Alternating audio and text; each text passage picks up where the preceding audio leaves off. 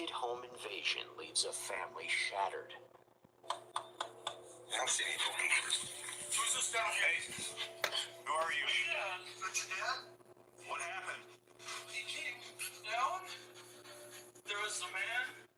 But as detectives dig deeper, Somebody hurt your family. Dude. Do you know who hurt your family? No. Well, yeah. You do. the story told by the lone survivor begins to unravel. It was daylight. It was hot. This person wearing all black and a ski mask and gloves, breaking in a back door, it didn't add up.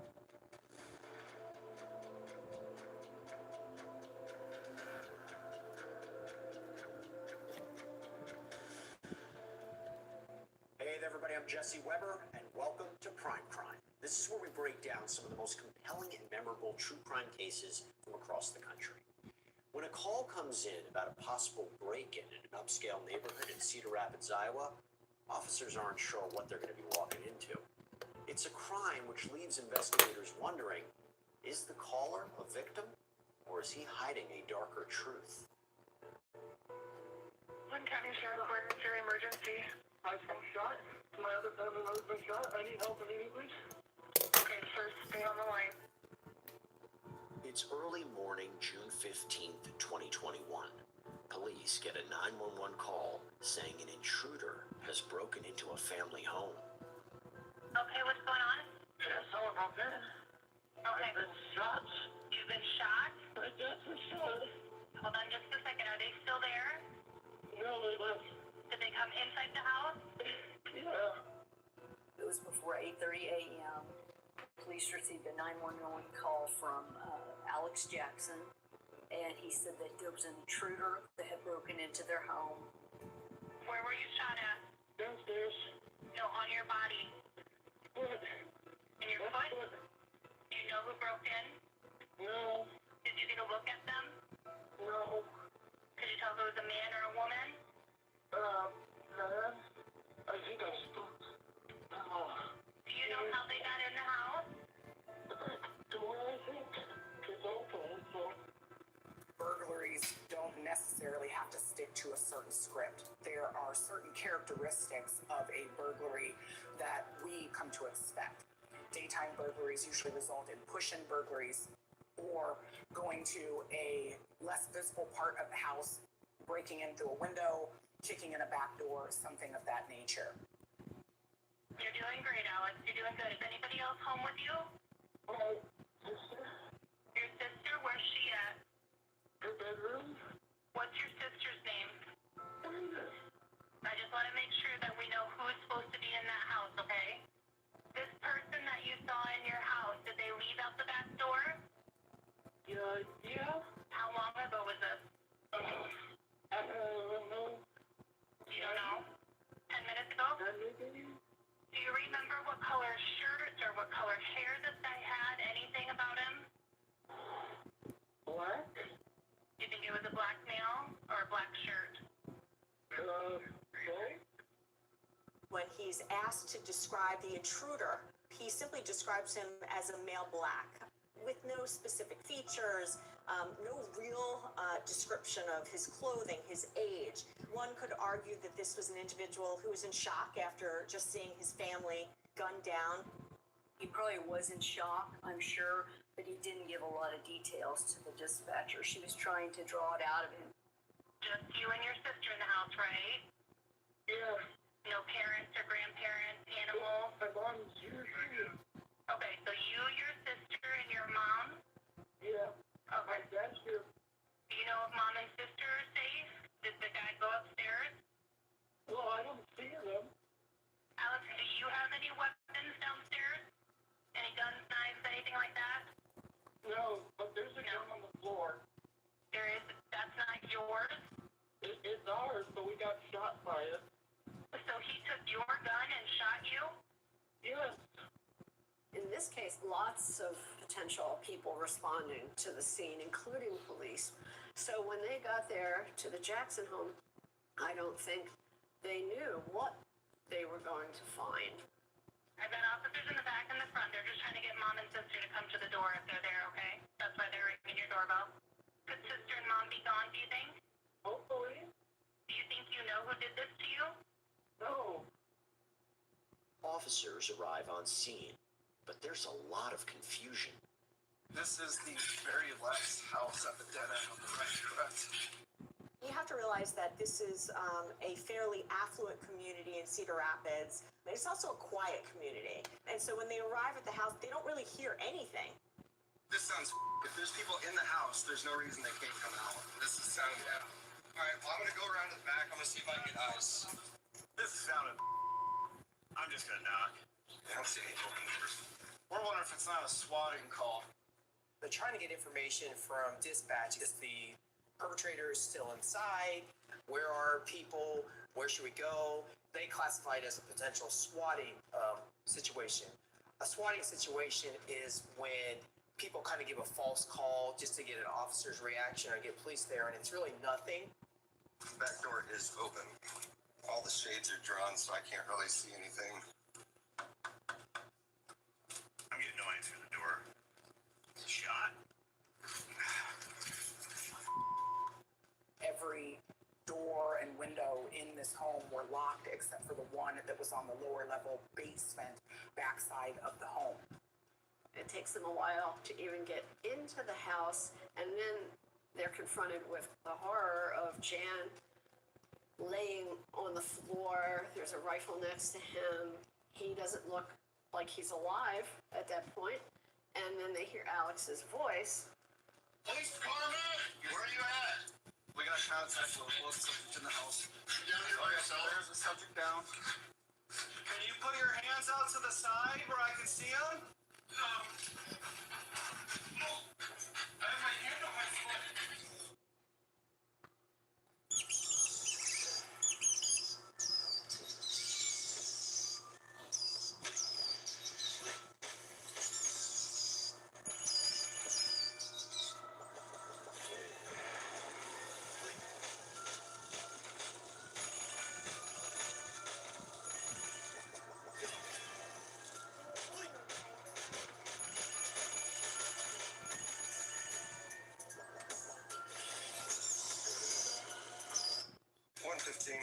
Multiple victims.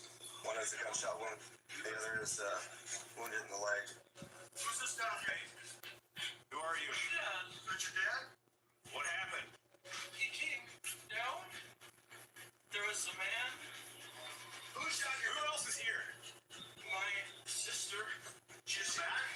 Yeah, she's in her room. Is she okay? I think so.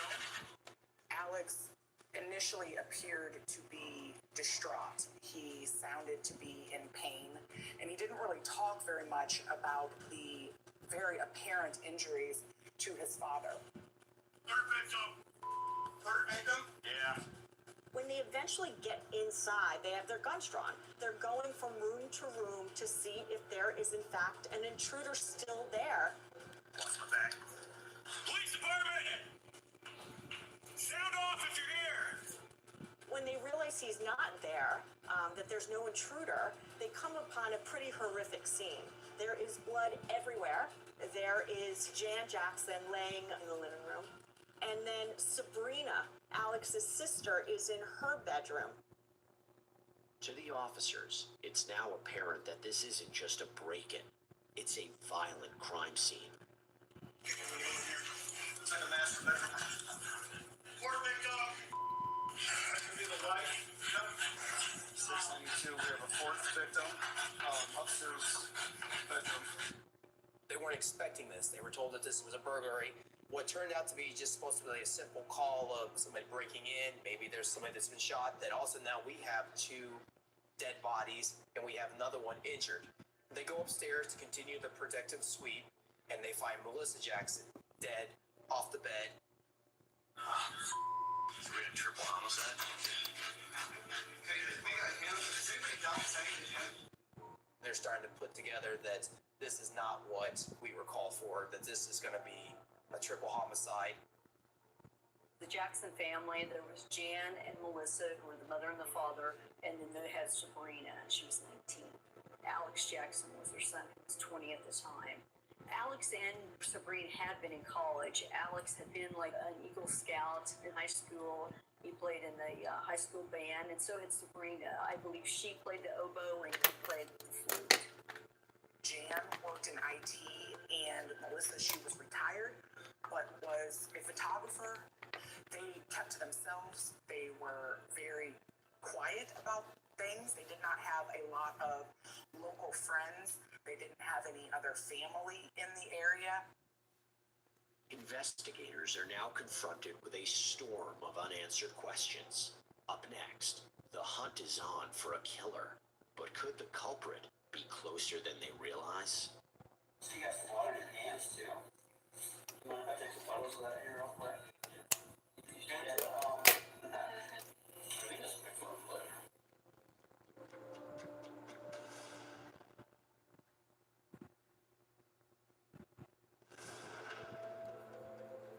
Alex, what happened? There was a man, What man?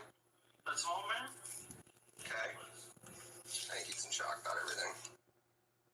Police are investigating the tragic triple homicide of Jan, Melissa, and Sabrina Jackson after their 20-year-old son and brother, Alexander Jackson, called 911 to report an intruder in the family home. When officers arrive, they get a closer look around and take stock of the crime scenes spread across several rooms. The first thing that law enforcement needs to do is figure out what happened. If it was an intruder, is this a person that came to steal something and then just came upon the family and then killed them? Is this someone that intentionally came for the purpose of killing this family? First one, right here. Shot in the head. Watch out, you don't step on their house. Multiple gunshot wounds. Dad's down with a gunshot wound to the head. It's a female DOA in the bedroom over there. Mom's DOA upstairs. I believe this is the son who was hit in the foot. We are not sure what. No idea. There's a rifle on the ground here. There's a rifle next to Jan. That has to be tested. Is that the weapon that fired the fatal shots? But at that moment, they don't know if there's more than one weapon involved. Where's the next one? Oh, right here. Another gunshot to the head. I don't know where the entrance one. Jesus Christ. Another teenager. Jan, the father, was shot 5 times. He was shot in the chest, neck, back, all of them piercing vital internal structures. And from that, he has injuries on his face from falling over. Sabrina was shot twice. Melissa was shot twice, one near the left eye and the other in the head. Both of those piercing the brain. The first priority is getting Alex to the hospital, and investigators must move quickly to figure out who could have done this. But once they get in the ambulance, Alex starts talking, unprompted. You ran into who? The man. Okay. You ran into him how? You already hit him. With like a fist or? Okay. That's short. So you were sleeping in the porch? Yeah. Okay.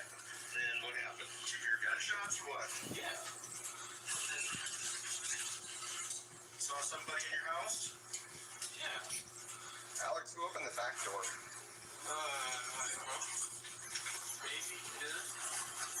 Only saw one guy? Yeah. One guy? Yeah. There's almost a nonchalant way about Alex Jackson. I think he almost chuckles at one point. It's almost like he has no grasp or concept that his entire family has been killed.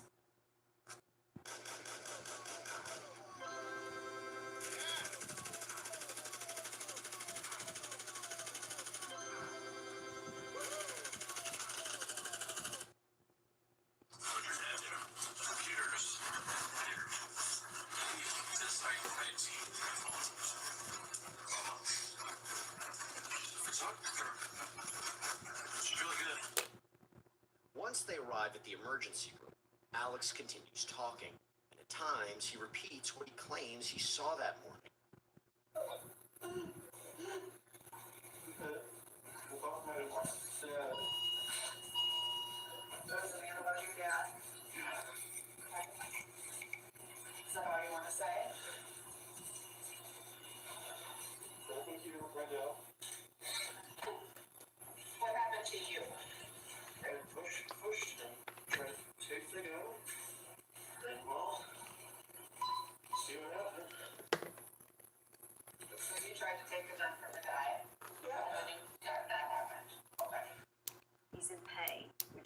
understand if he was shot in the foot. But he's still not saying a whole lot. He's still just kind of saying the same story, and he says he didn't see who it was. He does ask if they found his parents or if they found his sister and how are they, but nobody's really answering his questions. Then, detectives get more of the story. You started out with like last night, did you? Like, what time did you get home last night? Or, That was all. okay, All day. okay. What time did you go to bed? 11. I think. Where did you sleep at? How long you slept on the first set? Were you not my sister? Were you the last one to go to bed? Maybe. I think my mom was still on the ground. The investigators did ask Alex what led up to this, what led up to the night, anything happened, and he basically said nothing out of the ordinary happened. They had spent the night together, they had dinner, they watched movies. Who lives with you at the house? Dad, sister, and dog. What time did you wake up this morning? I woke up and heard gunshots. I went inside.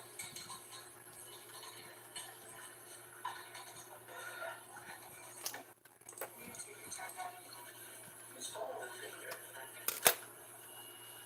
don't know what he was there. I heard downstairs, someone downstairs. He was messing with my dad's guy. He had a mask on. Don't we have one of those,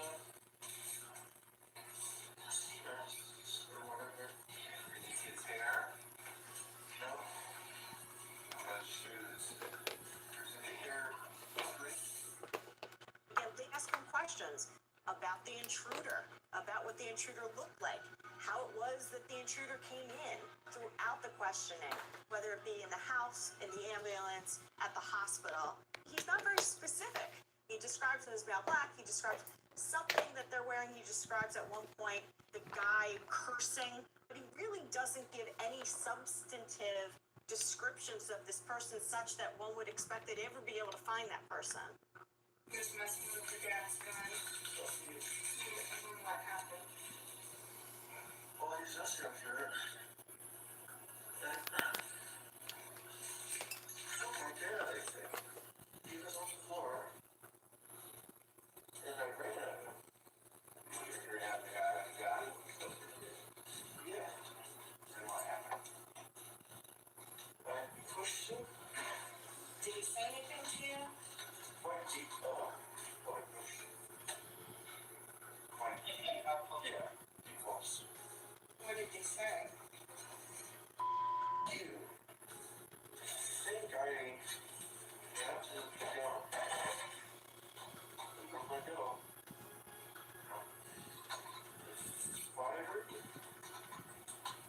And then, obviously, that happened. He fired it Yeah, and it shot you in the foot. yeah, so, I think I fell. I saw him running. But I don't care if I fell.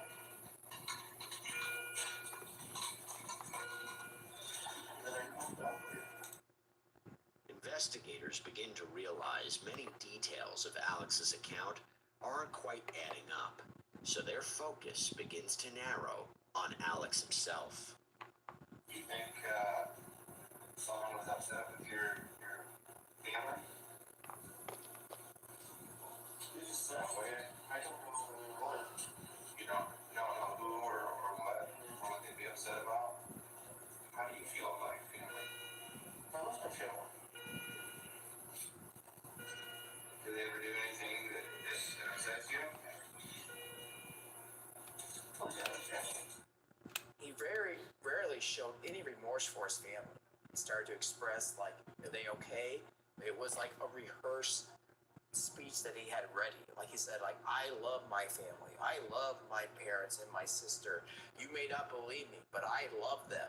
There was no passion or raw emotion.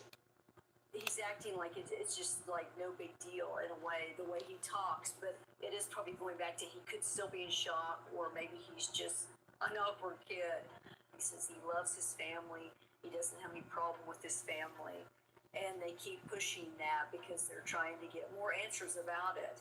But he just says that it wasn't him. Despite Alex's statements, the evidence at the scene appears to be pointing in a different direction.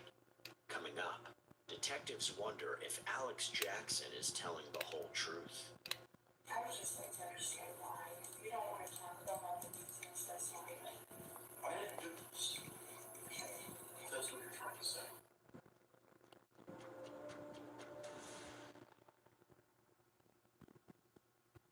By the way, as you can see from a story like this, the content that we're covering here on Prime Crime just shows you that the world is not a safe place. And one of the things that we try to do is partner with companies that can help to protect you. And that includes Home Title Lock. Because I don't know if you know this, but apparently home title fraud is rampant right now. Yes, so I met with the people over at Home Title Lock. They're our incredible partner and sponsor. I'm not going to lie to you.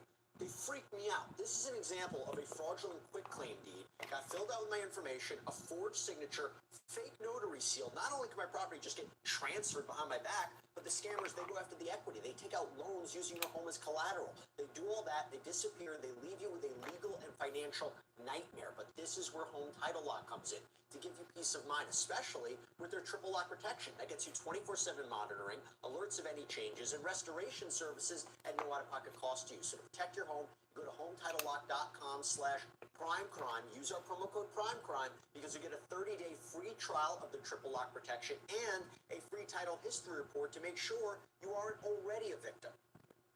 Help!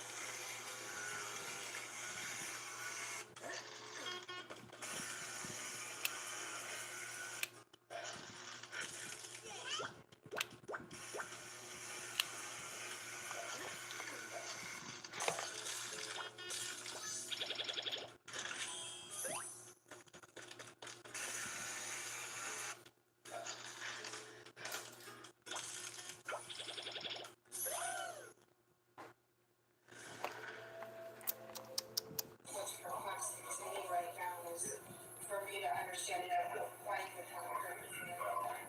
Why would? Something happened in your house, and we're just trying to figure out why. Detectives aren't exactly sure what led to an Iowa family being gunned down in their own home. But the lone survivor of the family, Alexander Jackson, tells investigators that he awoke to gunshots and fought with the intruder. Your dad was there laying on the ground, and then you called 911. Well, I called it after we called away.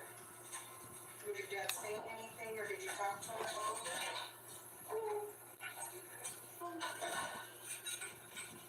I know it's But when officers do a sweep of the area surrounding the Jacksons' home, Alex's story begins to fall apart. You guys hear anything? You guys hear any shots? Zero up, it's Police K-9. Anybody in the area, sound off or you will be bit by my dog. Last and final warning. Officer Curtis Buckles and his canine partner Corsa, what they need to first figure out is there another person that was there? They were told that this person escaped or left the back door area and took off running. They wanted to see if they could pick up the scent of another individual. They checked the trails or areas where someone may have gone. Those weren't disturbed. They looked for fingerprints. They looked for DNA. They looked for anything to show that someone broke in to disturb something, to take something. There's no indication of that.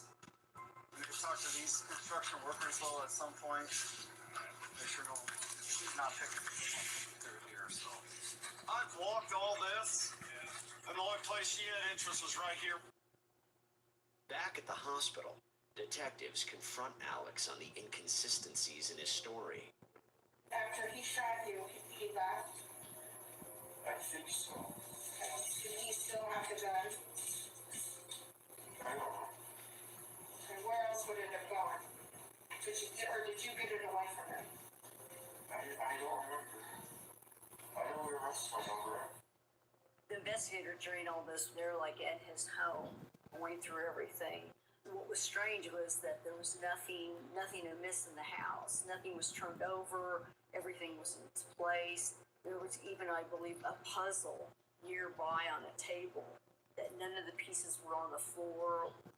When we stepped out, we talked to coworkers. They were at your house. Okay. This is your house. This is your neighborhood. Alex, the reality is there's not any evidence that anyone else was over at your house. Okay. Alex, do you want to tell us what happened? What really happened? I went downstairs. And the man was there. I followed. I got shot. Against your life. Alex, that's not what the evidence is showing. The fact that it was daylight, not just daylight, but it was hot. This date will stick out in my memory forever based on just the sheer temperature that it was at 8 o'clock in the morning. So the description of this person wearing all black and a ski mask and gloves, you know, walking through this affluent neighborhood in broad daylight, it didn't add up. There had been a person there, there would be some evidence that he showed up. There is no evidence of that. No one else was there. Something bad happened, and there's a reason why something bad happened. And I know you know that reason, but I don't. And I want to understand it. Okay, I don't know. Well, you do. What happened that led to the events today? What caused this? I don't know. I woke up in the morning. What really caught officers' attention was if someone had come in, broken into the house, used the gun, shot the family, and then shot Alex, why would they leave the gun behind? The gun that was used was the Jackson's family gun. It was actually Al Jackson's gun. It was a Brown .22 rifle. Do you want our report to reflect that there was a guy in your house that there's no evidence of? Yeah, well, that's the way I listen to me. You want us to write down the report that there was a guy in your house, that there's no video that never shown up or leaving? Do you want us to put that down, or do you want to give us some sort of an explanation that makes sense? I want to go from. The Jackson home had external surveillance cameras set up all along the outside of the home.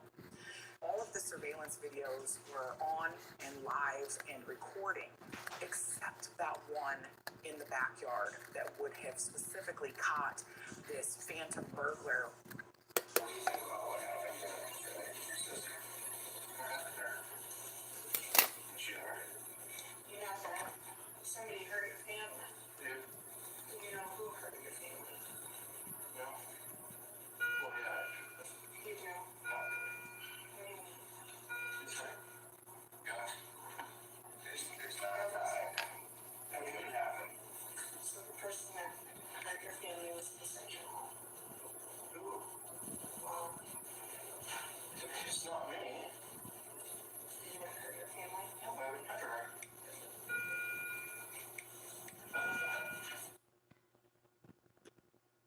The bad dart, although only one dart can be fired at the beginning, but its monster clearing ability is the strongest. Excellent attack speed and range. No matter what, the enemy only needs a dart. It can be destroyed. The only disadvantage is the narrow range of attack. In the early stage, we can only attack while walking, but after we have prayed once, we will find that the bad darts, after hitting the target, will also carry out a catapult to attack the nearest target. Now not only attack small aircraft much easier and counter large helicopters, you can also solve it with two birds with one stone. The later, the advantages of bad darts are more obvious when the bomb. There's one key question still on everyone's mind. If Alex did kill his parents and sister, why would he want them dead? You work anywhere? No. Where'd you go to school at? Are you still there? The problem law enforcement had with this case is here you had what seemed from the outside to be a fairly normal family dynamic. Alex Jackson had no history of criminality. He had no history of mental health issues. And no one seemed to have any basis to believe that there would be any motive why he would want his family dead. How did your dad feel about your choices, life choices? I just wants me to support your mom. Have you ever had any problems with him? Like serious problems with him? Like judging your life or choices? He's probably, yeah, no. Yeah. Same. Sister. I guess. Alex said that his dad had threatened to kick him out or told him he would have to move out if he didn't get a job because he had been going to college but he dropped out. Tell me more about your dad. Does he get along with people in general? Could it kill me? Then why are you guys having so many problems? Well, my name is already move out and have a good job. Well, that's just what I should do. If I'm gonna pay for half of your college, you're gonna get a job. You're gonna pay for the other half. You haven't shown any effort. You haven't shown a drop of effort to go get a job. Motive was something that plagued us. Could it have been money? Absolutely. At the time, he only had $30 to his name. He did not have a job. He did not have savings. There was a fair amount of wealth and assets to be attained by whoever the surviving heir was. Are we gonna find anybody else's fingerprints on those shell casings besides the interview? I don't think so. Are you gonna continue to tell me that you had nothing to do with this? You are. What kind of story there is? No, it's not. You're gonna continue with that story. What is my story? Tell me about What is your story? Your great story? It's the correction. Oh, never mind. This was our first triple homicide here for at least 30 years. To have this type of brutal crime scene, to have this type of murder happen in your own community just really, really took back everyone. No one could have ever imagined when the information came out that this was caused by a 20-year-old kid, that anyone would kill their parents and their sister in this manner. This young man with no criminal record and no previously reported mental health issues is accused of killing his own family. Up next, is there enough evidence to bring murder charges against Alexander Jackson? You weren't thinking straight, Ella. You weren't. People that are thinking straight don't do these kind of things. They talk themselves out of it.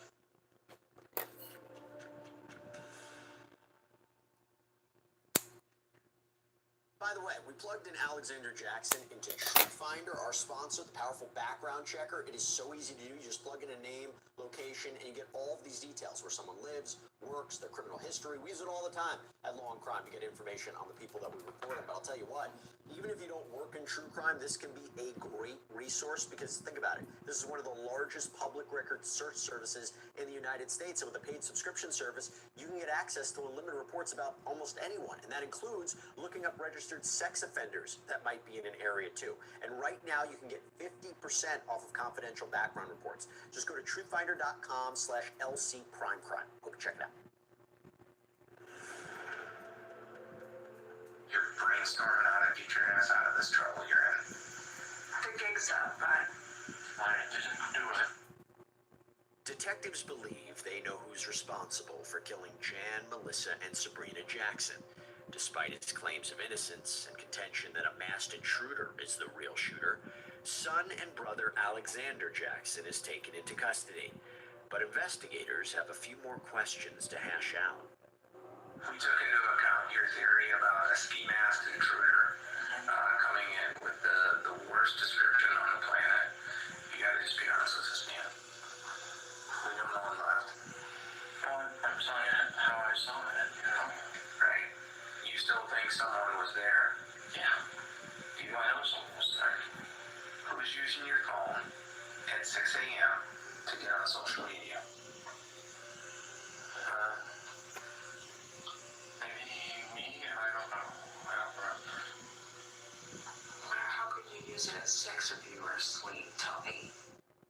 Alexander had told investigators that he was sleeping outside on that screened-in porch with his dog all night without his cell phone. 20-year-old gamer, no cell phone on the porch. Alex Jackson claimed that he was awoken by the gunshots, yet they were able to show that several hours before this alleged intruder came in, Alex Jackson was awake and on the phone. If they came there to murder people like you said, then they would have had to get lucky enough that you had left a gun out for them. And then be able to know right where everybody's at and shoot everyone and get in a fight with the biggest person in the house and be able to escape. You cannot sit there and look me in the eye and say, yeah, well, that did happen. Are you ashamed? Is that why you don't want to tell us? Oh, I don't want to tell you because I couldn't do that. Well, you're being charged with murder of your mom, your dad, and your sister. And you're gonna go to jail.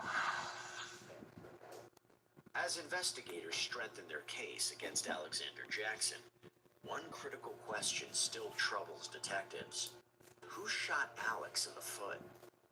When Alex began to interact with law enforcement, he tried to appear to be so hurt that he couldn't walk, that he couldn't move, that he couldn't check on his family members. Even though there were footprints throughout the basement of this home. The couch that was next to the stairs, there was this big pile of blood that initially thought maybe that's where he was shot, but there was also a large puddle of blood near the corner of his bed. His footprints only went in one direction. His footprints only went out of his room. Never did his footprints go into his room or go down the hallway. The investigators figured out that, Alex had shot himself in the foot. He walked himself and his bloody foot out of the bedroom and up the hallway and deposited that murder weapon next to his father.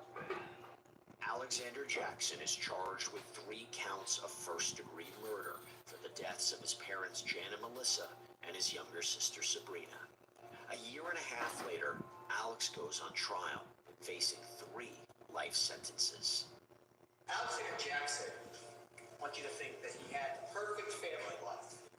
That his mother, Melissa, his father, Jan, his sister, Sabrina, they all got along great. And it's not what Mr. Jackson claimed it to be.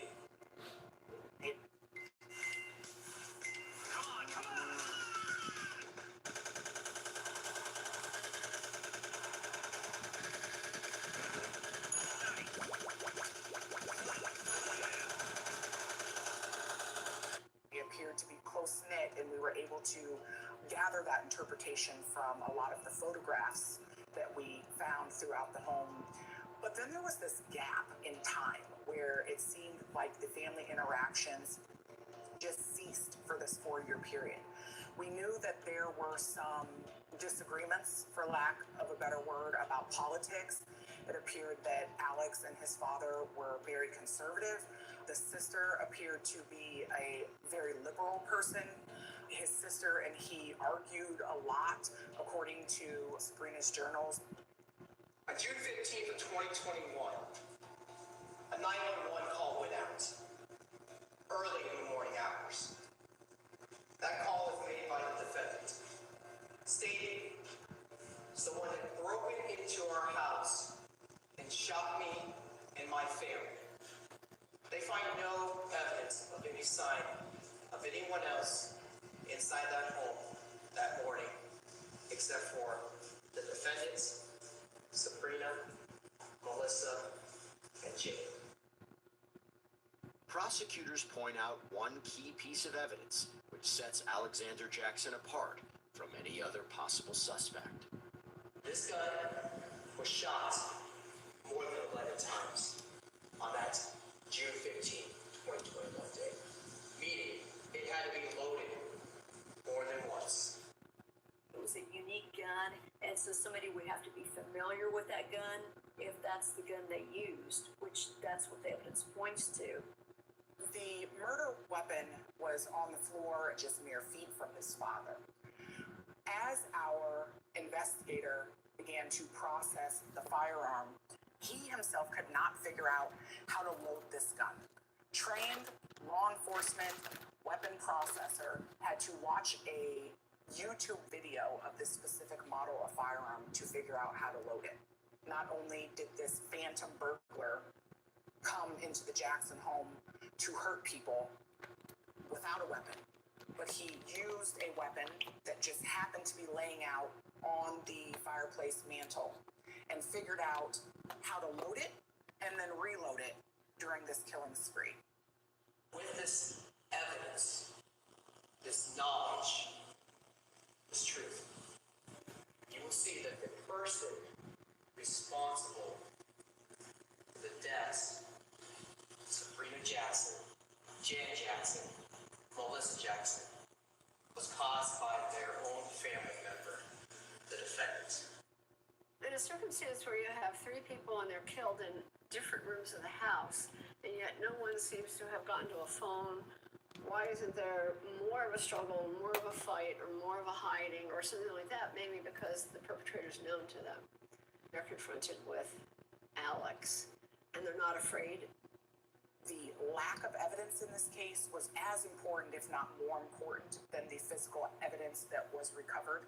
The lack of a fatal or attempted fatal wound on Alexander Jackson, coupled with all of the other physical evidence that only could point at Alexander Jackson, were how we pieced this case together.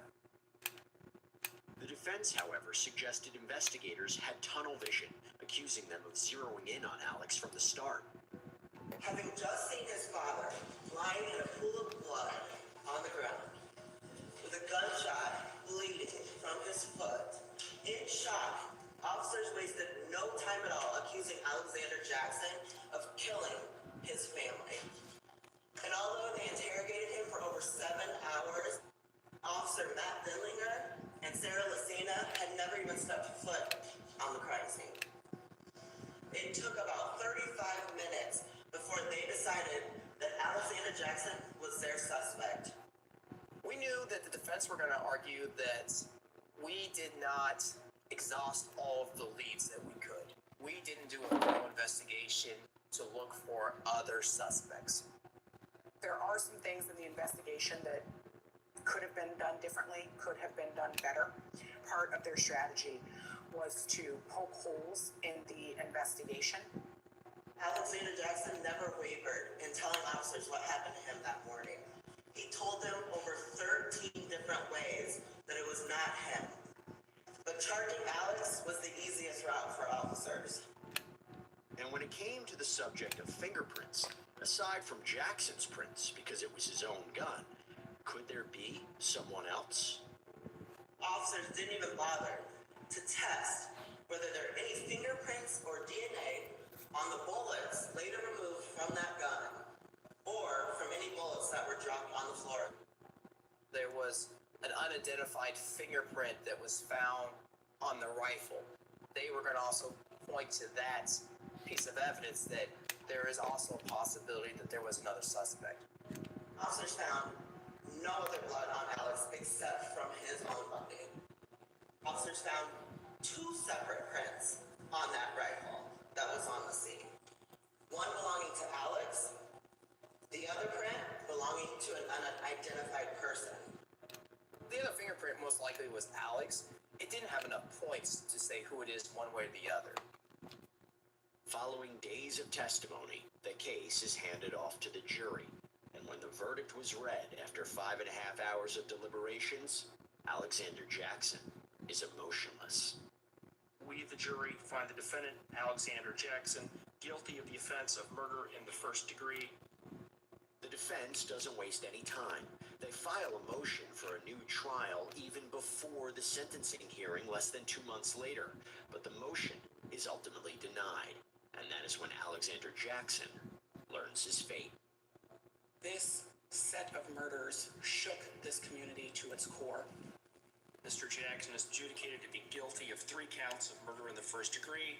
In each count, he is sentenced to be confined for the remainder of his life with no possibility of parole. I'm an Eagle Scout as well. So, you know, you're taught these values and these ethics that you should live by. The Eagle Scout badge has 2 stars on it, and those stars indicate truth and knowledge. The truth that Alex was trying to tell, that wasn't the truth. In all of my career, I have never prosecuted a triple homicide of family members killed by someone who was a part of that family who was supposed to love and cherish the family that they were born into. It was an absolute tragedy, an absolutely inexplainable, unjustified, senseless murder. Even though we were able to obtain 3 guilty verdicts, there are still 3 innocent people who lost their lives with absolutely no explanation and no justification for that. In the end, here's what we know. Jan, Melissa, and Sabrina were brutally murdered. And we know that Alexander Jackson is the one who committed this absolutely atrocious crime. But what we don't know, and what we may never know, is why he did this. That is the part that still plagues us. Why a man would cut short the lives of 3 people who were supposed to be his whole world. That's all we have for you here on this episode of Prime Crime. Everybody, thank you so much for joining us. I'm Jesse Weber, and as always, stay safe.